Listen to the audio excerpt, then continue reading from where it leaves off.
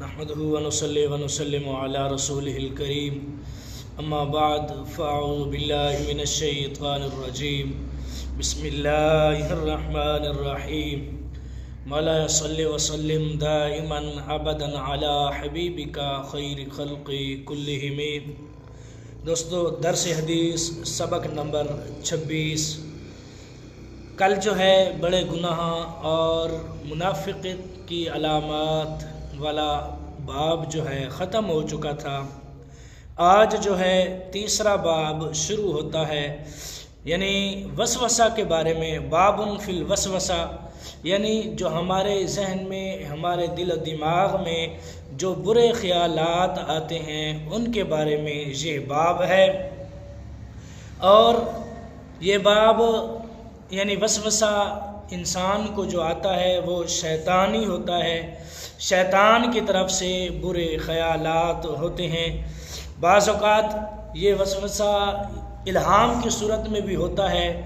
یاد رہے، یہ الہام ہر کسی کو نہیں ہوتا، یہ انبیاء کرام کو ہوتا آیا ہے اور اللہ تبارک و تعالیٰ کے نیک بندوں کو، جسے اللہ تبارک و تعالیٰ چاہے۔ اور دوسری بات یہ کہ ہر انسان کو الہام نہیں ہوتا، ہو سکتا ہے کہ وہ شیطانی وسوسہ ہو۔ یعنی الہام یعنی وہ بھی ایک بات ہوتی ہے، یعنی یوں سمجھ لو کہ انسان نے اگر کوئی کام کرنا ہے تو اس کے بارے میں وہ خیال آتا ہے، یعنی یہ کام اگر اس طرح ہو جائے تو ہو جائے گا، صحیح ہے، یعنی الہام اس کو کہتے ہیں۔ اسی طرح حضرت ابو ہریرہ رضی اللہ تعالی عنہ سے مروی ہے، فرماتے ہیں کہ حضور علیہ السلام نے فرمایا، یقیناً اللہ تعالیٰ نے میری امت سے ان کے دلی خطرات میں درگزر فرمائی جب تک اس پر کام یا کلام نہ کر لیں۔ یعنی حضور علیہ السلام نے یہ فرمایا کہ اللہ تبارک و تعالیٰ نے میری امت پر دلی خطرات کو محفوظ فرمایا، یعنی درگزر فرمائی۔ یعنی اگر انسان کے دل میں یا دماغ میں وسوسے آتے ہیں، برے خیالات آتے ہیں، یعنی گناہ کے کاموں میں اگر اس طرح دماغ چلتا ہے، دل بھی کرتا ہے، تو اس کو اللہ تبارک و تعالی نے معاف فرمایا ہے، یعنی اس پر اللہ تبارک و تعالی نہیں پکڑ فرمائے گا جب تک کہ اس پر کام یا کلام نہ کر لے۔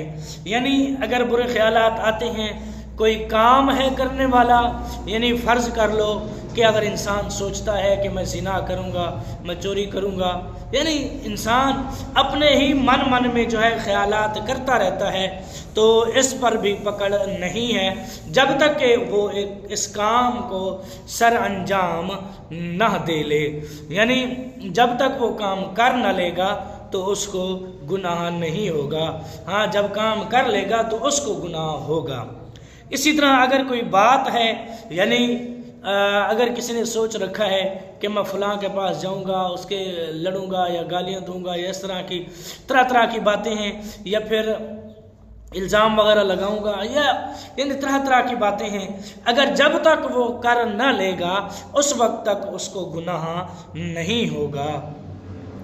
تو اسی طرح دوسری روایت ہے، وہ بھی حضرت ابو ہریرہ رضی اللہ تعالی عنہ سے، فرماتے ہیں کہ حضور علیہ السلام کے صحابہ میں سے کچھ حضرات حضور علیہ السلام کی خدمت اقدس میں حاضر ہوئے، آپ سے پوچھنے لگے کہ ہم اپنے دلوں میں ایسے خیالات محسوس کرتے ہیں، انہیں بیان کرنا بہت بڑا گناہ معلوم ہوتا ہے۔ تو حضور علیہ السلام نے فرمایا، کیا تم نے یہ بات پائی؟ عرض کیا، ہاں۔ فرمایا، یہ کھلا ہوا ایمان ہے۔ یعنی صحابہ کی جماعت میں سے کچھ صحابہ کرام حضور علیہ السلام کی بارگاہ اقدس میں آئے، اگر عرض کرنے لگے، یا رسول اللہ صلی اللہ علیہ وسلم، ہم اپنے دل و دماغ میں برے خیالات، برے وسوسے پاتے ہیں، تو کیا یعنی ایسے بڑے ہیں جیسے میں پہلے گنوا گیا ہوں، ایسے بڑے ہیں تو ہم ان کو زبان پر لانا بھی گناہ سمجھتے ہیں۔ یہ تھا صحابہ کرام کا تقوی۔ اگر بری بات کوئی دل و دماغ میں آ بھی جائے تو زبان پر لانا گوارا نہیں کرتے تھے، گویا کہ وہ سمجھتے تھے اگر ہم اسے زبان پر لائے تو اللہ تبارک و تعالی اس پر ہماری پکڑ نہ فرما دے۔ یعنی زبان پر لانے سے بھی صحابہ کرام کتراتے تھے۔ تو حضور علیہ السلام نے فرمایا کیا تم نے یہ بات پائی، یعنی کیا یہ واقعی سچی بات ہے کہ تمہیں برے خیالات برے وسوسے آتے ہیں؟ تو صحابہ کرام نے عرض کیا جی ہاں یا رسول اللہ صلی اللہ علیہ وسلم، ہمیں برے خیالات برے وسوسے آتے ہیں۔ تو حضور علیہ السلام نے فرمایا یہ کھلا ایمان ہے۔ یعنی پھر یہ مثال بھی دی گئی، روایات میں تو یہ بھی آتا ہے کہ چور وہاں چوری کرتا ہے جس گھر میں مال ہو دولت ہو۔ یہ بھی ایمان، انسان کا دل ایک گھر ہے جس میں اگر ایمان کی دولت ہو وہاں شیطان جو ہے ڈاکہ ڈالنے ضرور آتا ہے، برے خیالات برے وسوسے وہ ضرور دلاتا ہے۔ اس پر پکڑ وغیرہ بھی نہیں ہے۔ یعنی انسان کو اگر وسوسے خیالات آئیں، چاہے وہ عام صورت میں ہوں یا پھر وہ نماز کی صورت میں ہوں، تو اس میں کوئی حرج نہیں۔ ہاں جان بوجھ کر بندہ اسے نہ لائے، اگر جان بوجھ کر بندہ لاتا ہے تو پھر ہو سکتا ہے کہ وہ گناہ گار ہو۔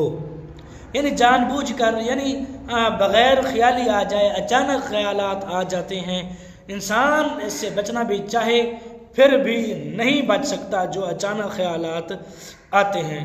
تو بہرحال ان سے بچنا چاہیے۔ اسی طرح دوسری روایت ہے حضرت ابو ہریرہ رضی اللہ تعالی عنہ سے، یعنی وہ بھی حضرت ابو ہریرہ رضی اللہ تعالی عنہ سے فرماتے ہیں کہ حضور علیہ السلام نے فرمایا تم میں سے کسی کے پاس شیطان آتا ہے تو اس سے کہتا ہے فلاں چیز کس نے پیدا کی اور فلاں کس نے پیدا کی، یہاں تک کہ تمہارے رب کو کس نے پیدا کیا۔ جب اس حد کو پہنچے تو اعوذ باللہ پڑھ لو، اس سے باز رہو۔ یعنی شیطان ہر انسان کے ساتھ شیطان مقرر ہے۔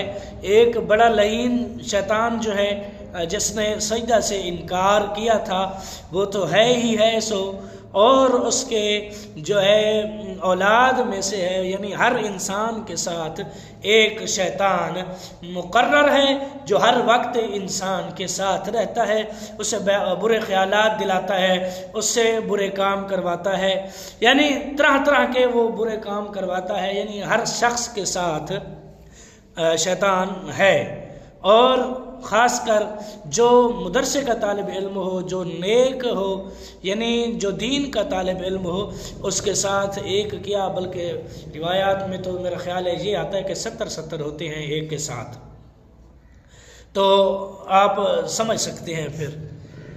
تو فرمایا شیطان آتا ہے تو اسے کہتا ہے کہ فلاں چیز کو کس نے پیدا کیا، یعنی وہ انسان کے دماغ میں سوال ابھارتا ہے، سوال کرتا ہے کہ تجھے کس نے پیدا کیا، تیرے ماں باپ کو کس نے پیدا کیا، اور پھر تیرے دادی دادے کو کس نے پیدا کیا، یعنی اس طرح کے سوال لے کے آتا ہے، حتیٰ کہ انسان یہاں تک پہنچ جاتا ہے کہ اس کے خیالات یہاں تک پہنچ جاتے ہیں کہ رب کو کس نے پیدا کیا۔ تو حضور علیہ السلام نے فرمایا جب تم اس حد تک پہنچو تو اعوذ باللہ من الشیطان الرجیم پڑھ لو، ولا حول ولا قوت الا باللہ العلی العظیم پڑھ لو، یعنی یہ ورد پڑھ لو تو امید ہے کہ شیطان کے وسوسے دور ہو جائیں گے۔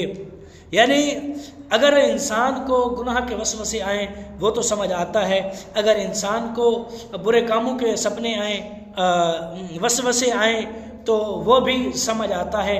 یعنی جب انسان کو ایسے وسوسے آئیں کہ تمہیں کس نے پیدا کیا، تمہارے ماں باپ کو کس نے پیدا کیا، فلاں چیز کو کس نے پیدا کیا، زمین کو کس نے پیدا کیا، پھر آسمان کو کس نے پیدا کیا، حتی الامکان یہاں تک کہ تو وہ کہتا ہے رب کو کس نے پیدا کیا، یعنی رب نے تو ہر چیز کو پیدا کیا ہے، پھر رب کو تو کوئی پیدا کرنے والا ہوگا۔